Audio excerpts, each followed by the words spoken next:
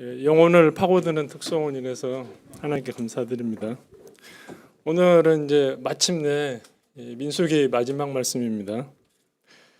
33장 계속 지명 이름만 나와서 좀 지루하셨죠? 마치 마태복음 1장 읽는 느낌이었습니다. 처음 들어본 지명도 있고 이제 많이 들어본 지명도 있습니다. 여기에 하나님의 은혜가 잘 드러나고 있습니다. 그들의 이 노정은 불신과 원망으로 점철되어서 거의 실패의 역사라고 볼 수 있습니다. 그럼에도 불구하고 하나님은 그들과 함께 하사 모압 평지에 이르기까지 신실하게 인도해 주셨습니다. 이 시간이 하나님의 은혜를 돌아보고 나의 인생 여정 가운데 함께 하신 하나님을 새롭게 만날 수 있기를 기도합니다. 또 이스라엘의 과거를 통해 교훈을 얻고 우리의 현재와 미래가 얼마나 하나님의 계명과 규례를 잘 지키는가에 달려 있음을 배우고 주신 계명과 규례에 절대적으로 순종함으로 하나님의 복을 받는 하나님 백성들이 될 수 있기를 간절히 기도합니다. 33장 1절을 보십시오. 이스라엘은 모세와 아론의 인도를 따라 대오를 갖추어서 애굽을 떠났습니다. 그들은 이 전쟁이 난 난민이나 유랑민처럼 무질서하게 애굽을 빠져나온 것이 아니라 하나님의 군대로서 대오를 갖추어서 당당하게 나온 것이었습니다. 모세는 하나님의 명령을 따라 그들이 지나온 노정을 다 기록하였습니다. 이렇게 다시 노정을 기록한 것은 그들이 죄와 허물에도 불구하고 40년간 함께 하신 하나님의 은혜를 기억하도록 하기 위함이었습니다. 3절을 보십시오. 그들은 40년 전 첫째 달 곧 니산월 15일 애굽을 떠났습니다. 6월절 사자가 바로의 장자로부터 미천한 여종의 장자까지 침으로 애굽은 장사 지내느라 정신이 없었습니다. 하나님은 이미 열재앙으로 애굽의 우상들에게 심판을 내리셨습니다. 애굽 사람들은 그제서야 이스라엘의 하나님 여호와가 얼마나 대단한 분이신지 깨닫고 이스라엘 백성들을 속히 내보내야 했습니다. 이스라엘 사람들은 이 하나님의 역사로 애굽 사람들 앞에서 큰 권능으로 나오게 되었습니다. 이것은 애굽에 들어간 지 430년 만에 일러서 진정한 이스라엘 민족의 역사가 시작된 것이었습니다. 이렇게 시작한 이스라엘의 노정은 이 세 단계로 구분해 볼 수 있습니다. 지도가 나왔네요. 저도 이걸 꼭 한번 해보고 싶었는데 마지막 기회를 얻었습니다. 라암셋에서부터 첫째는 이 시내 광야까지입니다. 광야가 많습니다. 이 시내 광야가 있고 저 위에 신 광야가 있고 바란 광야가 있습니다. 그래서 조금 헷갈릴 수 있는데 라암셋에서 시내 광야까지입니다. 5절과 8절을 보십시오. 라암셋을 떠나서 지도를 보시면 됩니다. 숫꽃과 에담을 지나 비하이롯 앞에서 돌아가서 믹돌 앞에 진을 쳤습니다. 이때 바로가 마음이 깜빡해져서 이스라엘을 내보낸 것을 후회하고 군대를 동원해서 이스라엘을 추격하기 시작했습니다. 이스라엘은 이때 홍해를 등지고 있었기 때문에 갑자기 나타난 애국 군대를 보고 아비규환이 되고 말았습니다. 하나님은 이런 그들을 위해 밤새 동풍이 불게 하심으로 바다를 육지같이 건너게 하여 주셨습니다. 이스라엘은 이런 놀라운 권능을 체험했지만 이 사흘 동안 물을 구하다가 물을 얻지 못했습니다. 그리고 마라에 가서 겨우 물을 얻었는데 그 물이 써서 마실 수가 없었습니다. 이 마라에 간 어떤 성지 순례자가 쓴 글을 보니까 그 물은 바닷물이 넘어와서 고인 물이라고 합니다. 그래서 매우 쓰다고 합니다. 그리고 엘리무에 도착했는데 마침내 그들이 그렇게 그리던 샘물 열둘과 종려나무 70그루가 있는 오아시스를 만나게 됐습니다. 시원한 그늘과 시원한 물을 마시게 된 것입니다. 신광야에서는 마침내 만나를 먹기 시작한 곳이고 르비딤은 하나님께서 반석에서 물을 내셨고 또 아멜렉과 전쟁이 있었던 곳이었습니다. 시내 광야에는 3월 1일에 도착하여 그 다음에 2월 20일에 떠나게 됩니다. 1년을 거의 머물면서 하나님과 언약을 체결하고 율법을 전수받고 하나님이 거하실 성막을 지었습니다. 1년 동안 이렇게 머물면서 하나님과 동행하는 백성으로 준비된 삶을 시작하게 되었습니다. 둘째는 이 시내 광야에서 가데스 바네아까지입니다.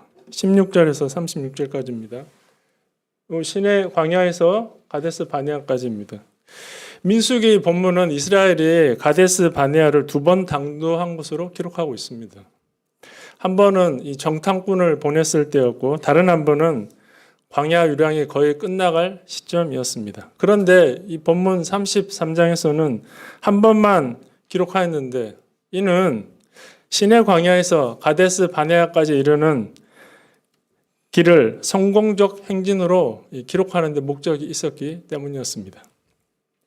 우리가 아는 대로 기브론 핫다와는 이스라엘이 고기를 먹고 싶다고 탐욕을 부리다가 탐욕의 무덤에 묻힌 곳이었고 이 하세롯은 어떤 곳입니까? 아론과 미리암이 모세를 비방하다가 미리암에게 문둥병이 발했던 곳이었습니다. 이 기간 동안 출애굽 세대는 그들의 죄악으로 인해 대부분 광야에서 죽고 광야 세대는 일용할 양식 훈련, 또 안식일 지키는 훈련, 오직 하나님만 믿고 의지하는 믿음 훈련을 받으면서 이 약속의 땅에 들어갈 만한 백성들로 빚어지게 됩니다. 셋째는 이 가데스 바네아에서 모압 평지까지입니다. 36절에서 49절입니다. 38절과 39절을 다 같이 한번 읽어보시겠습니다. 38절과 39절입니다. 시작. 이스라엘 자손이 애굽 땅에서 나온 지 40년째 5월 초하루에 제사장 아론이 여호와의 명령으로 호르산에 올라가서 거기서 죽었으니 아론이 호르산에서 죽던 때의 나이는 123세였더라. 그 40년째 5월 초하루에 아론이 호르산에서 죽었습니다. 아론은 모세와 함께 이스라엘을 이끌던 지도자였습니다. 이런 아론이 죽은 후 얼마 안 있어 모세도 이 아비람산에 올라가 가나안 땅만 바라보고 죽게 됩니다. 이처럼 이스라엘을 인도했던 지도자들은 죽지만 이 떠나고 진을 치는 역사는 계속하게 됩니다. 이는 근본적으로 우리 인생을 인도하시는 분은 모세나 아론 같은 인간 지도자가 아니라 여호와 하나님이시기 때문입니다.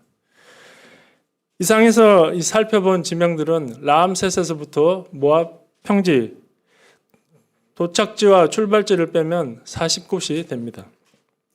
출발해서 도착까지 40년이 걸렸으니 평균입니다. 1년에 한 번씩 이동한 것으로 볼 수 있습니다. 사실 지리적으로 보면 이 라암셋에서 모압 평지까지는 얼마나 걸릴까요? 여기서 여기까지입니다, 사실. 여기까지. 얼마나 걸리는 거리일까요? 일주일 정도면 갈 수 있는 거리라고 합니다. 그런 거리를 40년이나 걸려서 오게 되다니 여기에는 무슨 뜻이 있는 것입니까? 이는 그들이 가나안 땅에 들어가 젖과 꿀을 많이 먹고 안정된 삶을 사는 것이 목적이 아니라 시내 산에서 주신 언약대로 제사장 나라 거룩한 백성이 되어 들어가는 것이 중요하기 때문입니다. 그래서 그들을 광야로 인도하시고 떠나고 진을 치는 역사를 반복하시며 훈련하셨습니다. 아무것도 보이지 않는 광야에서 눈에 보이는 것보다 보이지 아니하시는 하나님 한 분만을 믿고 의지하는 믿음의 훈련을 하셨습니다. 모세는 이 광야 기간의 의미가 무엇인지 신명기 8장 2절에서 다음과 같이 말씀하였습니다. 신명기 8장 2절을 같이 읽어보시겠습니다. 시작. 내 하나님께서 여호와께서 이 40년 동안에 내게 광야 길을 걷게 하신 것을 기억하라. 이는 너를 낮추시며 너를 시험하사 내 마음이 어떠한지 그 명령을 지키는지 지키지 않는지 알려 하심이라. 하나님이 알고자 하신 것은 그들의 마음이었습니다. 정말로 하나님을 변함없이 믿고 순종하는지 하나님의 입에서 나오는 말씀대로 살고자 하는지 알아보고자 하신 것입니다. 사실 광야 40년은 그들의 불신과 원망, 우상 숭배와 음행의 죄가 적나라하게 드러난 부끄러운 시절이었습니다. 그런데도 하나님은 이런 그들과 함께 하시고 참으사 떠나지도 않으시고 마침내 모압 평지에 이르게 하셨습니다. 광야 기간 그들과 함께 하신 하나님은 우리 인생 여정 가운데도 늘 함께하고 계십니다. 영광의 때에도 함께 하시고 고난과 시련의 때에도 함께 하십니다. 변함없이 그것을 통해 우리 마음이 어떠한지 좀 알아보고자 하십니다. 변함없이 하나님을 믿고 신뢰하며 말씀대로 살고자 하는지 알고자 하십니다. 우리의 목표는 고생 끝 행복 시작입니다. 그러나 하나님의 목표는 고난을 통해 믿음과 순종의 사람으로 빚어가시는 것입니다. 이를 위해 떠나고 진을 치는 역사를 끊임없이 반복하십니다. 우리가 이 하나님의 크신 소망을 알고 하나님 나라에 들어갈까지 떠나고 진을 치는 역사를 끝까지 감당함으로 거룩한 하나님 백성들로 빚어질 수 있기를 간절히 기도합니다. 50절에서 56절을 보십시오. 하나님은 이스라엘이 요단을 건너가게 되면 그 땅 원주민을 몰아내고 그 새긴 석상과 부어 만든 우상을 다 깨뜨리며 산당을 헐라고 하십니다. 여기에는 조금의 타협의 여지도 없습니다. 만약 그들이 그렇게 하지 않으면 그것들이 그들의 눈에 가시가 되고 옆구리에 찌르는 것이 될 것이라 하십니다. 옆구리에 찌르는 것이란 것은 당장에는 죽게 하지 않지만 아주 괴롭혀서 다른 일을 못하게 하는 것을 말합니다. 자꾸 옆구리에 찌르면 괴롭죠. 그러므로 좋은 게 좋은 거라며 타협하지 말고 완전히 깨뜨리고 몰아내서 조금도 남기지 말아야 합니다. 가나안의 우상 바알과 아스타롯은 물질주의와 육신주의의 화신입니다. 돈을 많이 벌어서 인생을 즐기는 것이 사람들의 인생 목표입니다. 그러나 한번 돈과 쾌락을 맛보게 되면 거기서 빠져나오기 어렵습니다. 그런데도 조금 남겨두어서 그것을 몰래 즐기고 싶습니다. 그러나 조금이라도 남겨두면 결국 이스라엘이 사로잡힌 것처럼 그것에 종이 되어버리고 맙니다. 그러므로 우리 영혼을 거스리는 육신의 소욕과 또 세상 정욕과 피 흘리기까지 싸워야 합니다. 이는 보이지 않는 영적 전쟁입니다. 우리가 내 안에 있는 육신주의, 물질주의 세력과 피 흘리기까지 싸움으로 천성을 향해 나아가는 거룩한 순례자들이 되기를 간절히 기도합니다. 34장은 이스라엘이 가나안 서편이죠. 들어가서 차지하게 될 땅의 경계에 대한 말씀입니다. 먼저 남쪽 경계는 그 에돔 곁 신광야로서 여기죠. 여기서부터 돌아갑니다. 아그라핍 언덕 남쪽에 이르고 신을 지나 가데스 남쪽 이르고 핫살 아다를 지나서 아스몬에 이르고 애굽 시내를 지나서 대해 곧 지중해까지 이르게 됩니다. 애굽 시내는 이 부분인데 현재 중부 시나이 반도 바란 그 고원에서 가자 남쪽의 지중해로 흘러 들어가는 그 와디 엘 아리시로 추정됩니다. 와디는 우기 때만 물이 흐르는 강을 말하죠. 이 남쪽 경계는 나중에 이민족의 침입이 많은 곳이 되고 시몬과 유다 지파가 이곳을 차지하게 됩니다. 그런데 우리가 아는 대로 시몬은 광야에서 죄로 인해 그 수가 급감하여 실제는 광야 인군 중 항상 선봉에 섰던 유다 지파가 차지하고 그 땅을 지키게 됩니다. 서쪽 경계는 대해 곧 지중해입니다. 북쪽 경계는 대해에서 호르산으로 그으라 그러셨습니다. 이 호르산은 그 아론이 죽은 호르산과 다릅니다. 아론이 죽은 호르산은 이 밑에 있고 호르산 이 북쪽에 있습니다. 하맛 어기에 이르러 스닷에 이르고 시브론을 지나서 핫살 에난에 이르는 선이 북쪽 경계가 됩니다. 동쪽 경계는 그 핫살 에난에서 스바함에 이르고 또 리블라로 내려가서 아인 있죠. 그래서 긴네렛 갈릴리 호수로 해서 요단으로 내려와서 이 사해 여매까지 이르면 그 부분입니다. 이 땅은 본래 하나님이 아브라함에게 주시겠다고 약속한 땅으로서 그 경계가 굉장히 넓습니다. 하나님이 이 땅을 거저주지 않으시고 치열한 싸움을 통해 쟁취하도록 하셨습니다. 약속의 말씀을 붙들고 도전해서 승리하도록 하신 것입니다. 그러나 이스라엘은 믿음이 없어서 하나님이 정해주신 땅을 모두 차지하지 못하고 맙니다. 이스라엘 역사를 살펴보면 하나님이 주신 땅의 절반도 차지하지 못하고 살아가게 됩니다. 그러다가 하나님의 마음에 합한 사람 다윗 왕 때 비로소 이 땅을 다 차지하여 솔로몬 때까지 통치할 수 있게 됩니다. 하나님이 주신 땅을 차지하지 못하는 것은 군사력, 경제력이 약해서가 아니라 불신과 우상 숭배의 죄 때문이었습니다. 이를 볼 때 현재적인 믿음을 소유하고 있는 것이 중요함을 알 수 있습니다. 현재적인 믿음을 소유하고 있을 때만이 하나님이 주신 것을 누릴 수 있고 또 후손에게 계승할 수 있습니다. 13절은 요단 동편을 차지하게 된 루벤, 갓, 므낫셋 반지파를 제한 9지파 반이 제비 뽑아 가나안 땅을 받게 될 것을 말씀하시는 것입니다. 하나님은 이를 위해 엘라살과 여호수아를 세우십니다. 그리고 유다 지파에서 여분네 아들 갈렙을 필두로 지휘관 10명을 택하셔서 제비 뽑아 땅을 분배하게 하십니다. 출애굽 세대의 12지파 지도자들은 이스라엘을 불신과 반역으로 이끌었지만 2세대 12지파 지도자들은 새로운 땅을 쟁취하는 데 쓰임받게 됩니다. 35장은 레인이 거할 성읍과 도피성에 관한 규례입니다.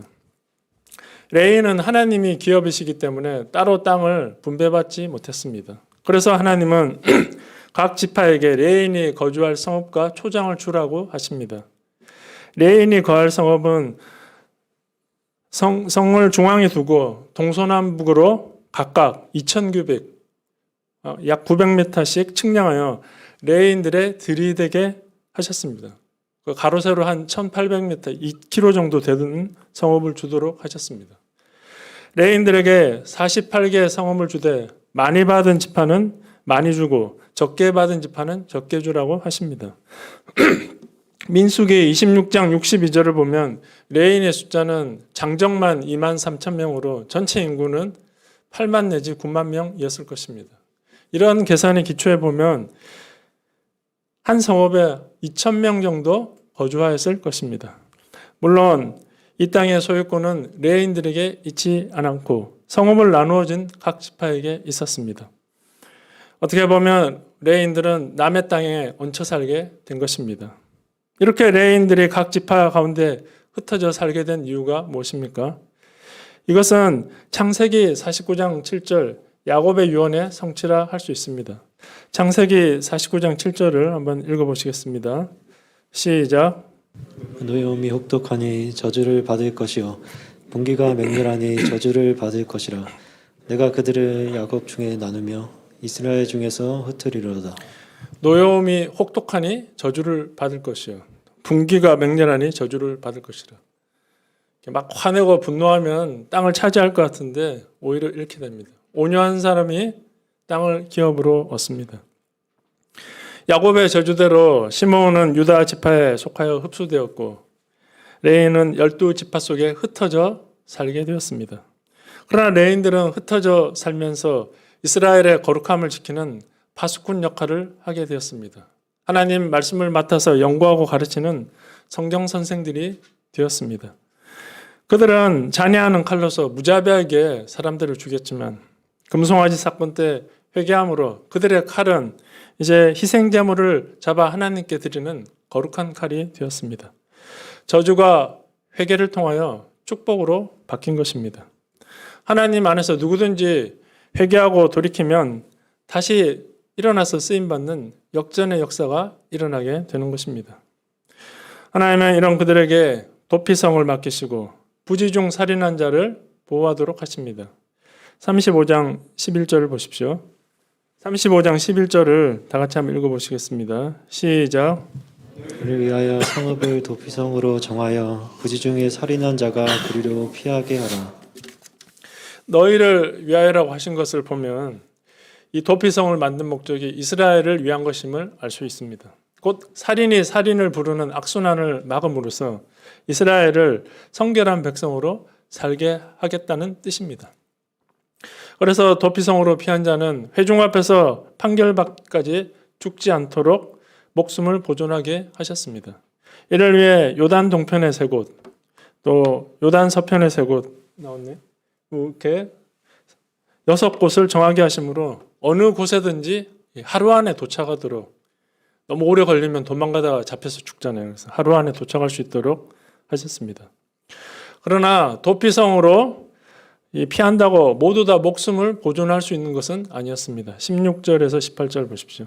이 철 연장이나 사람을 죽일 만한 돌, 사람을 죽일 만한 나무 연장으로 사람을 쳐 죽이면 그는 반드시 죽이라고 하십니다. 이 골프채로 사람을 막 치거나 막 야구방망이로 사람을 내리치고 벽돌로 찍으면 어떻게 될까요? 죽습니다. 이런 사람들은 고의로 사람들을 죽인 자들이기 때문에 생명의 속전을 받아서도 안 되고 반드시 죽이라고 하십니다. 이스라엘의 법의 사형에 해당하는 죄가 20가지인데 그중에 속전을 받고 면해주는 것이 있었지만 단 한 가지 절대로 안 되는 것은 이 고살죄, 고의적인 살인죄는 절대로 면해주지 않았다고 합니다. 19절에서 21절을 보십시오. 미워하는 까닭에 사람을 밀쳐서 죽이거나 또 무엇을 던져서 죽이거나 손으로 쳐서 죽이면 그도 반드시 죽여야 합니다. 요즘 어린이집에서 이 교사들이 애들을 막 던지고 때리고 미워서 그렇게 하는 거죠. 거기 사람이 있는 줄 몰랐다. 그렇게까지 될 줄 몰랐다. 이런 핑계가 통하지 않습니다. 그럴지도 모르지만 안 그럴 수도 있다는 법률적으로 뭐라 그러죠? 이 미필적 고의로 인한 살인도 엄연한 살인입니다. 음주운전하는 사람들은 한 잔밖에 안 마셔서 괜찮아요. 그러나 그로 인해서 한 가정이 다 죽거나 또 가장이 비참하게 허무하게 죽는 사건이 비일비재하게 일어나고 있습니다. 그러므로 고의로 사람을 죽게 하는 자는 도피성으로 피하였다 하더라도 피해 보복자에게 내어주어 그 살인자를 죽임으로 그 죄값을 반드시 치르게 해야 합니다. 그러나 악의 없이 정말 우연히 사람을 밀치거나 아무도 없는 줄 알고 창밖으로 뭘 던졌는데 사람이 머리에 맞고 죽은 경우, 그건 친자와 보복자 사이에 판결하여 이 과실치사한 사람을 도피성으로 돌려보내야 합니다. 그래서 피해 보복자로부터 그를 철저히 보호해 줘야 합니다. 그리고 도피성에 있는 동안 그는 거룩한 기름 부음 받은 대제사장이 죽기까지 거기 있어야 합니다. 만일 이를 어기고 답답하다고 도피성을 바깥으로 나갔다가 피해 보복자를 만나 죽게 될지라도 그 죄가 없게 됩니다. 이는 그가 자신의 보호처인 도피성을 벗어났기 때문입니다. 그러나 대제사장이 죽은 후에는 자기 소유의 땅으로 돌아갈 수 있었습니다. 이는 백성과 하나님 사이의 중보자인 대제사장의 죽음은 그 살인자를 위한 대속의 죽음으로 간주하였기 때문입니다. 이 도피성 제도는 알게 모르게 죄를 지어 심판받을 수밖에 없는 우리 인생들에게 구원의 길이 무엇인지 잘 알려줍니다. 첫째, 구원의 길은 쉽고 가까우나 반드시 그 길에 들어서야 구원을 받을 수 있다는 것입니다. 둘째로 우리의 대제사장인 그리스도를 떠나서는 하나님의 공의의 심판 앞에서 보호받을 수 없다는 것입니다. 셋째로 대제사장인 그리스도의 죽음을 통해서만 죄와 사망에서 완전히 해방되어 진정한 자유를 얻을 수 있다는 것입니다. 그러므로 이제 그리스도 예수 안에 있는 자는 결코 정죄함이 없나니, 알게 모르게 죄를 지어 정죄와 심판을 피할 수 없는 인생들의 진정한 도피성이 되셔서 구원과 생명을 주시는 예수님께 감사와 찬송을 돌려드립니다. 우리가 도피성 대신 예수님 안에 거함으로 자기 죄로 인해 절망치 않고 참된 위로와 소망을 얻을 수 있기를 기도합니다. 말씀을 통해 이스라엘 40년 노정 가운데 함께 하신 하나님이 저희 인생 가운데도 함께 하셨음을 깨닫게 됩니다. 제 신앙의 여정이 40년은 안 되었지만 30년은 조금 넘었습니다. 어떤 때는 승리와 영광이 있었고 은혜와 축복도 체험하였습니다. 그러나 이스라엘이 그랬던 것처럼 대부분은 교만과 반발심, 불신으로 실패와 부끄러움으로 가득하였습니다. 그러나 때마다 예수님은 저의 도피성이 되어주셔서 감당하여 주시고 다시 믿음으로 설 수 있도록 은혜를 주셨습니다. 이런 은혜를 받았지만 거룩한 소원이 덧입지 못하고 항상 저의 눈은 고생 끝 행복 지장을 향해 달려갔습니다. 그러나 그렇게 세상 소원에 사로잡힐 때마다 그곳을 떠나 다시 진을 치는 훈련, 광야 훈련을 주셨습니다. 양들을 통해, 자식들을 통해, 또 환자들을 통해 저를 연단하셨습니다. 그리고 저의 마음이 어떠한지 정말로 하나님을 경외하고 믿고 신뢰하는지 시험하셨습니다. 이를 통해 하나님이 저에게 주시고자 하신 것은 고생 끝 행복 시작이 아니라 영원한 가나안 땅 하나님 나라임을 깨닫게 되었습니다. 이를 위해 떠나고 진을 치는 역사가 앞으로도 계속될 것을 깨닫게 됩니다. 제가 이 소망을 붙들고 세상으로 향한 마음을 돌이켜서 이 훈련을 잘 감당함으로 하나님 나라에 합당한 자로 빚어질 수 있기를 간절히 기도합니다. 36장은 슬로브와 딸들로 인해 생긴 여인들의 상속기법에 관한 내용입니다. 27장 1절로 11절에서 하나님은 이 아들이 없고 딸만 있는 경우 딸들에게 상속하도록 법을 만드셨습니다. 그런데 문제는 이 딸들이 다른 지파 사람들과 결혼하게 되면 그 기업이 다른 지파로 넘어가게 된다는 것입니다. 이 등기부 등본이 남편 이름으로 되니까 이제 넘어가게 되는 거죠.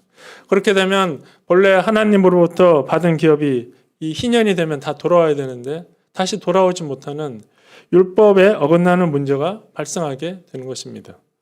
그래서 므낫세 후손인 길르앗 자손들은 이 슬로브와 딸들의 문제를 해결해 주도록 나왔습니다. 모세도 그들의 주장이 옳다하고 슬로브와 딸들은 마음대로 시집갈 수 있지만 그 조상의 지파, 종족에게로만 시집가도록 방향을 주었습니다. 슬로브와 딸들은 다섯이었습니다. 이상하게 딸들은 꼭 5명들이에요. 아들들은 3명제가 많고. 그들은 아마 다른 지파 사람들을 좋아하는 사람도 그 중에 있었을 것입니다. 그러나 그들은 하나님이 주신 기업을 지키고자 자기 기업, 또 자기 지파, 곧 숙부의 아들들과 결혼했습니다. 그 작은 아버지 집에 아들이 5명이 있었나 봐요. 하나님의 뜻이죠. 그들은 조상의 기업을 지키기 위해 결혼까지 헌신한 진정한 믿음의 사람들이었습니다. 우리는 여기서 하나님이 주신 기업을 지키기 위해 헌신하는 것이 필요함을 배울 수 있습니다. 우리는 하나님으로부터 땅의 기업과 하늘의 기업을 받았습니다. 땅의 기업은 우리가 이 땅에서 감당해야 될 사명을 말합니다. 우리는 하나님께 받은 이 기업을 귀하게 여겨야 합니다. 이를 위해 결혼도 같은 믿음과 가치관을 가진 사람과 하는 것이 필요합니다. 그렇게 할 때 땅의 기업을 지키고 하나님 나라의 기업을 얻을 수 있습니다. 만일 그 가치를 알지 못하고 가볍게 여긴다면 팥죽 한 그릇에 장자의 명분을 판 에서처럼 언젠가는 후회하며 통곡하게 될 것입니다. 민수기 마지막 말씀 36장 13절을 다 같이 한번 읽어보시겠습니다. 시작. 여리고 맞은편 요단과 모압 평지에서 여호와께서 모세를 통하여 이스라엘 자손에게 명령하신 계명과 규례니라. 민수기의 결론은 이 모든 것이 여호와께로부터 계명과 규례의 결과라는 것으로 끝을 맺습니다. 곧 그들이 계명과 규례에 순종했을 때는 영광과 승리를 체험했지만 불순종했을 때는 무서운 진노와 징계를 피할 수 없었습니다. 우리는 이런 이스라엘의 실패를 통해 현재 교훈을 얻고 미래의 방향을 제대로 잡을 수 있습니다. 사람들은 세상 사람들이 어떻게 살아가는가, 또 어떻게 하면 성공하는 인생을 사는가 배워보자 합니다. 그래서 성공하는 사람들의 7가지 습관, 이런 책을 읽습니다. 그러나 우리는 이스라엘의 40년 노정을 통해 하나님이 어떤 사람을 기뻐하시고 축복하시는가 배워야 합니다. 왜 갈렙과 여호수아는 끝까지 축복받고 쓰임받았는가 배워야 합니다. 그 결론은 여호와께서 주신 계명과 규례를 얼마나 잘 지키는가에 달려 있다는 것입니다. 우리의 미래뿐 아니라 우리 2세대의 미래도 하나님이 주신 계명과 규례를 얼마나 잘 지키는가에 달려 있음을 믿습니다. 이 믿음으로 떠나고 진을 치는 광야 훈련을 잘 받음으로 계명과 규례를 행하고 지키는 백성들이 될 수 있기를 간절히 기도합니다. 그래서 하나님이 주시는 복을 잘 누리며 기업을 잘 지켜 생명을 살리는 역사에 계속해서 쓰임받는 저와 여러분이 될 수 있기를 간절히 기도합니다. 이상으로 민수기 말씀을 모두 마치겠습니다. 신실하게 말씀을 주신 하나님께 감사와 찬송을 드립니다. 자, 기도하고 마치겠습니다. 거룩하신 하나님 아버지, 이스라엘 40년간 함께 하신 하나님의 은혜를 인하여서 감사합니다. 부족한 저희들과 이날까지 함께하여 주시고 허물 가운데도 인도하여 주시니 감사합니다. 이 하나님을 새롭게 기억하고 이 하나님의 은혜를 힘입어서 저희도 계명과 규례에 절대 순종하는 하나님 백성들이 되게 도와주시옵소서. 우리의 미래 또 우리 이 세대의 미래도 여기에 달려 있음을 깨닫고 하나님의 말씀에 절대 순종함으로 복을 받고 이 땅에서 기업을 잘 지키며 생명을 살리는 역사에 계속해서 쓰임받는 저희들이 되도록 함께하여 주시옵소서. 귀한 말씀을 주셔서 감사하고 예수님의 이름으로 기도하였습니다. 아멘.